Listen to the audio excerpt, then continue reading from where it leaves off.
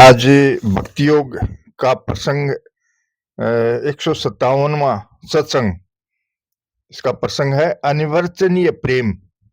जो मनुष्य संसार से दुखी होकर ऐसा सोचता है कि कोई तो अपना होता जो मुझे अपनी शरण में लेकर अपने गले लगाकर मेरे दुख, संताप, पाप, अभाव, भय, निरस्ता आदि को दूर कर देता, उसको भगवान अपनी भक्ति प्रदान करते हैं। परंतु जो मनुष्य केवल संसार के दुखों से छूटना चाहता है, पराधीनता से छूटकर स्वतंत्र होना चाहता है, उसको भगवान मुक्ति प्रदान करते हैं। मुक्त होने पर वह परमात्मा में स्थित हो जाता है। सम दुख सुख स्वस्थ है। परमात्मा में स्थित होने पर स्वपना अर्थात व्यक्तित्व का सूक्ष्म अहंकार रह जाता है, जिसके कारण उसको अखंड आनंद का अनुभव होता है। जीव परमात्मा का अंश है। अंश का अंश की तरफ अपने आप आकर्षण होता है। अतः स्व में स्थित अर्थात मुक्त होने के बाद जब उसको मुक्ति में भी संतोष नहीं होता, तब स्व का परमात्मा की तरफ स्वतः आकर्षण हो जाता है। जिस तरह पतंग उड़ती हुई आकाश में कुछ दूरी पर जाने पर पतंग कटने के बाद में वापस नीचे आ जाती है, परंतु और ज्यादा ऊपर जाने के बाद यदि वह पतंग टूट जाए तो फिर वो नीचे नहीं आती। उसी प्रकार जब परमात्मा का परमात्मा के अंश में वो पूर्णतः चला जाता है तो फिर परमात्मा की तरफ ही बढ़ता है, वो संसार की तरफ से विमुख हो जाता है। कारण कि मुक्त होने पर जीव के दुखों का अंत और जिज्ञासा की पूर्ति तो हो जाती है, पर प्रेम पिपासा शांत नहीं होती। मतलब है कि प्रेम की जागृति के बिना खुद की भूख का अत्यंत अभाव नहीं होता।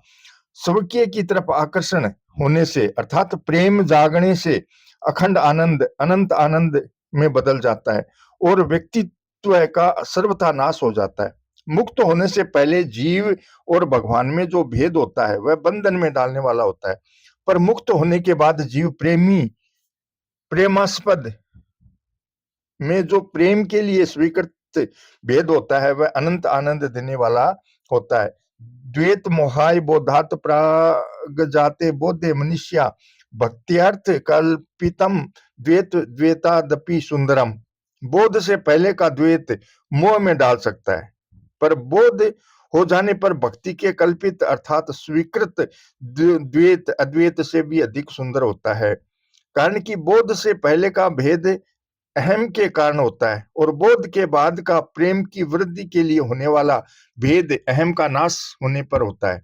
जैसे संसार में किसी वस्तु का ज्ञान होने पर ज्ञान बढ़ता नहीं, प्रत्युत अज्ञान मिट जाता है। ऐसे ही ज्ञान मार्ग में स्वरूप का ज्ञान होने पर अज्ञान को मिटाकर ज्ञान खुद भी शांत हो जाता है और स्वरूप स्वतः ज्यों का त्यों रह जाता है। इसलिए ज्ञान मार्ग में अखंड शांत एकरस आनंद मिलता है। परंतु जैसे संसार में किसी वस्तु में आसक्ति होने पर फिर आसक्ति बढ़ती ही रहती है, जिम प्रति लोभ लोभ अधिकाई, ऐसे ही भक्ति मार्ग में भगवान में प्रेम होने पर फिर वह प्रेम बढ़ता ही रहता है। इसलिए भक्ति मार्ग में अनंत प्रतिक्षण वर्तमान आनंद मिलता है। मतलब यह हुआ कि आकर्षण में जो आनंद है वह ज्ञान में नहीं है। सांसारिक वस्तु का ज्ञान तो बांधता है, पर स्वरूप परमात्मा का ज्ञान मुक्त करता है। इसी तरह सांसारिक वस्तु का आकर्षण तो अपार दुख देता है, पर भगवान का आकर्षण अनंत आनंद देता है। अनंत रस को प्रभावित करने वाली प्रेम रूपी नदी के दो तट हैं, नित्य मिलन और नित्य विरह। नित्य मिलन से प्रेम में चेतना आती है, विशेष विलक्षणता आती है, प्रेम का उछाल आता है, और नित्य विरह से प्रेम प्रतिक्षण वर्धमान होता है। यानी अपने में प्रेम की कमी मालूम देने पर प्रेम और बढ़े वह उत्कंठा होती है। अरब रात मिलबे को निश दिन मिले ही रहित मनु कबहू मिले ना। जैसे धनी आदमी में तीन चीजें रहती हैं, धन, धन का नाश यानी अभिमान, और धन बढ़ने की लालसा। ऐसे ही भगवान के प्रेमी में तीन चीजें रहती हैं, प्रेम, प्रेम की मादकता, मस्ती, और प्रेम बढ़ने की इच्छा।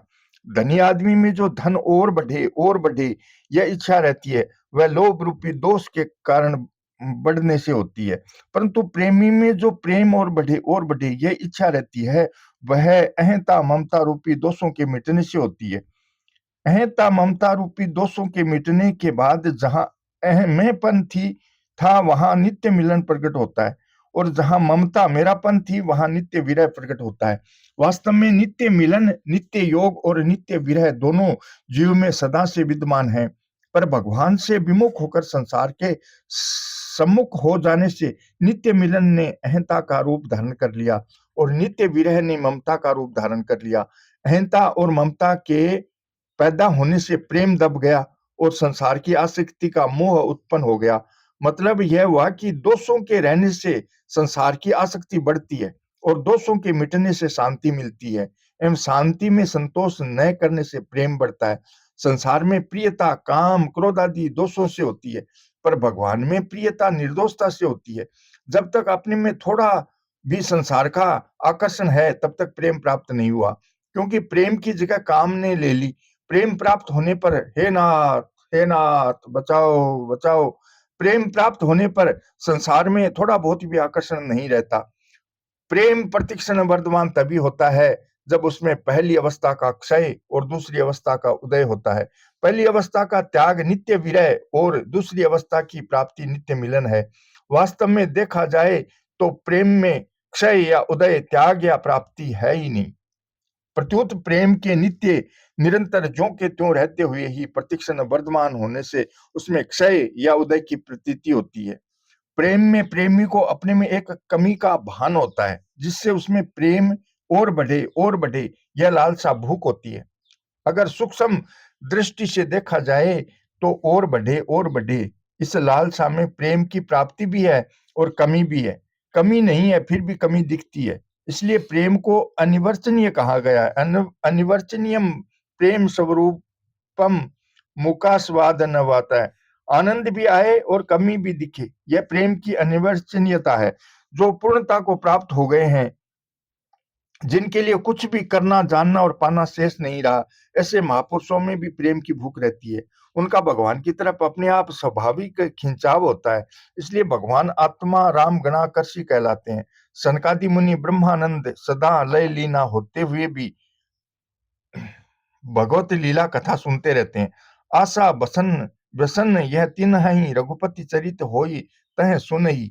जब वे वैकुंठ धाम में गए तब वहां भगवान के चरण कमलों की दिव्य गंध से उनका स्थिर चित्त भी चंचल हो उठा। प्रणाम करने पर उन कमल नेत्र भगवान के चरण कमल के पराग से मिली हुई तुलसी मंजरी की वायु ने उनके नासिका छिद्रों में प्रवेश करके उन अक्षर परमात्मा में नित्य स्थित रहने वाले ज्ञानी महात्माओं के भी चित्त और शरीर को क्षुब्ध कर दिया। भगवान श्री राम को देखकर तत्वज्ञानी जनक भी कह उठे, सहज विराग रूप मनु मोरा, थकित होत जिमि चंद चकोरा। इन हई बिलोकत अति अनुरागा, बरबस ब्रह्म सुखई मन त्यागा। सर्वथा पूर्ण होते हुए भी भगवान शंकर के मन में भगवत लीला सुनाने की लालसा होती है, और जगत जननी पार्वती के मन में सुनने की लालसा होती है। भगवान शंकर कैलाश को छोड़कर यशोदा जी के पास आते हैं और प्रार्थना करते हैं कि मैया एक बार अपने लाला का मुख तो दिखा दे। जब वे सती जी के साथ कैलाश जा रहे थे, तभी मार्ग में भगवान श्री राम का दर्शन करके उनकी विचित्र दशा हो गई। सतीसो दशा शंभु के देखी उर उपजा संदेहु विशेषी। शंकरु जगत बंधु जगदीशा, सुर नर मुनि सब नावत शीशा।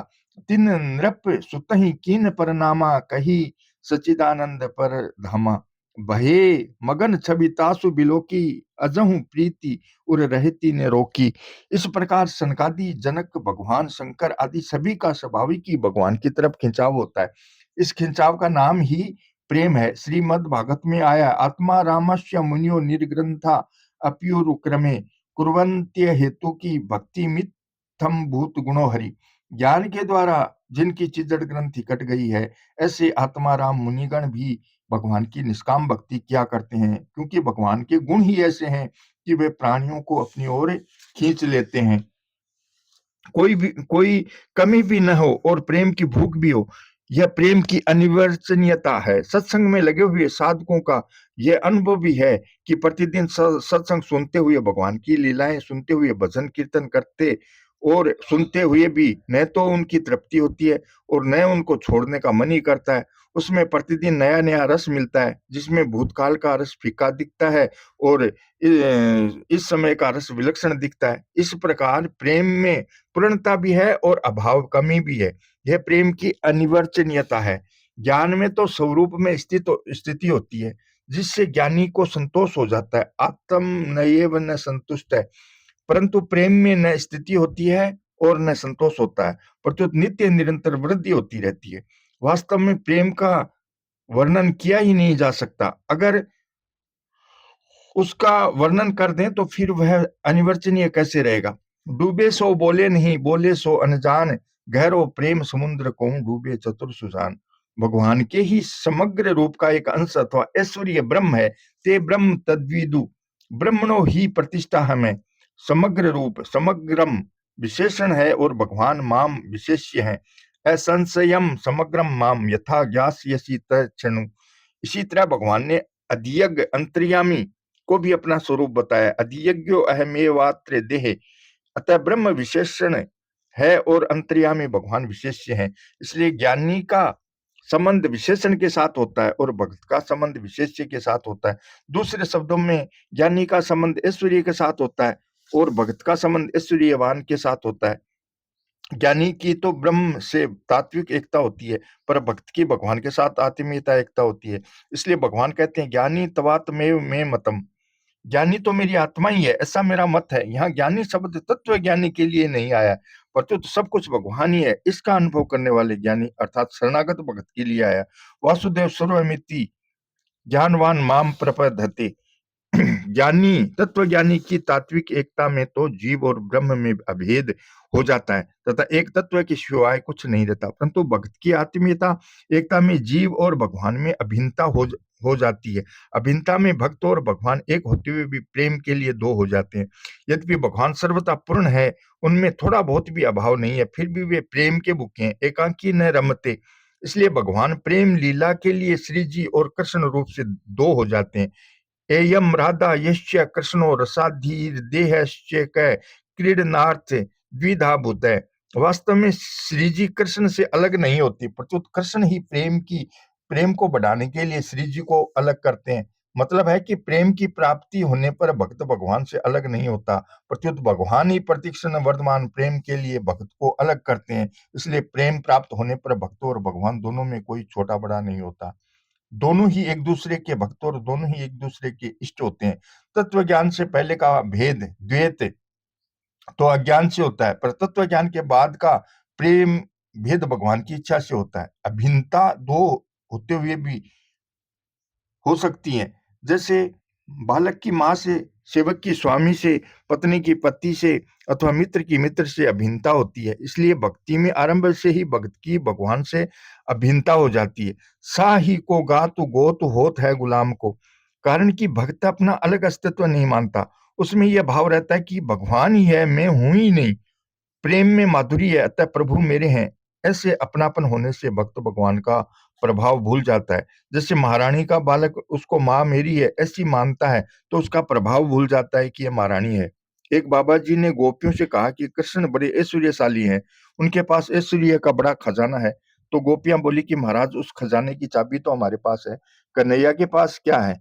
उसके पास तो कुछ भी नहीं है। मतलब है कि माधुर्य में ऐश्वर्य की विस्मृति भूल हो जाती है। संसार में तो ऐश्वर्य का ही ज्यादा आदर आदर है, पर भगवान में माधुर्य का ज्यादा आदर है। जिस समय भगवान में माधुर्य शक्ति प्रकट रहती है, उस समय ऐश्वर्य शक्ति दूर भाग जाती है, पास में नहीं आती। वास्तव में भक्त भगवान के ऐश्वर्य को देखता ही नहीं, कारण कि भगवान को भगवान समझकर प्रेम करना भगवान के साथ प्रेम नहीं है, प्रत्युत भगवता ऐश्वर्य के साथ प्रेम है। जैसे धन को देखकर धनवान के साथ प्रेम करना वास्तव में धनवता के साथ प्रेम करना है।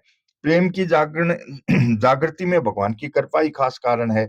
प्रेम की वृद्धि के लिए विरह और मिलन भी भगवान की कृपा से ही प्राप्त होते हैं। आदर पूर्वक भगवत लीला का श्रवण, वर्णन, चिंतन तथा भगवान नाम का कीर्तन आदि साधनों के बल से प्रेम की प्राप्ति नहीं होती, प्रत्युत समय का सदुपयोग होता है, जिसको वैष्णवाचार्यों ने कालक्षेप कहा है। भगवान की कृपा प्राप्त होती है उनकी शरण होने पर।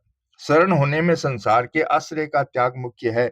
संसार से अलग होने पर संसार का ज्ञान होता है और भगवान से अभिन्न होने पर भगवान का ज्ञान होता है। कारण कि जीव संसार से अलग है और भगवान से एक है। यह वास्तविक यथार्थ बात है, परंतु शरीर संसार से एकता मानने से संसार का ज्ञान नहीं होता और संसार का ज्ञान न होने से ही संसार की तरफ खिंचाव होता है।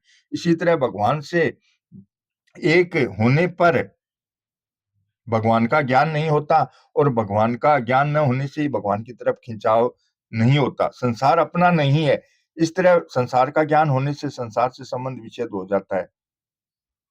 भगवान अपने हैं, इस तरह भगवान का ज्ञान होने से भगवान के साथ अभिन्नता एकता होकर प्रेम हो जाता है। श्री कृष्ण गोविंद हरे मुरारी, हे नाथ नारायण वासुदेवा।